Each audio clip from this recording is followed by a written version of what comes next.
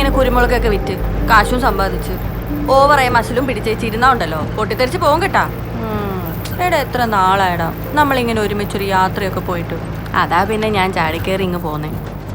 ഞാനേ എൻ്റെ ജോലി അങ്ങ് വിട്ടാലോ എന്നിങ്ങനെ ആലോചിക്കുമായിരുന്നു. ഇവിടെ ആകുമ്പോ എനിക്ക് നിന്റെ വാലിൽ തൂങ്ങി അങ്ങ് നടക്കാലോ. അപ്പൊ നിനക്ക് ചിരിക്കാനൊക്കെ അറിയാലേ. പിന്നല്ലാതെ പരിസരം നോക്കാതെ നീ ഓരോ വട്ട് കാണിക്കുമ്പോഴാണ് എനിക്ക് ദേഷ്യം വരുന്നത്.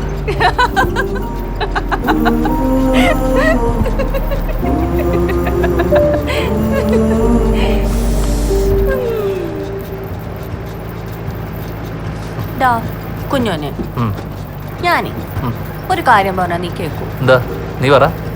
എടാ കുഞ്ഞോനെ, നീ ഇങ്ങനെ നമ്മുടെ പാടത്തും പറമ്പിലും ഒക്കെ കൃഷിയൊക്കെ ചെയ്ത് വിയർത്ത് ക്ഷീണിച്ച് നിൽക്കുമ്പോ ഞാനേ ഒരു ചട്ടിയില് തലേന്നത്തെ മീൻകറിയും നല്ല മുളക് ചമ്മന്തി തൈരൊക്കെ ചേർത്ത് കഞ്ഞി എടുത്തങ്ങ് ഒരു വരവ് വരും.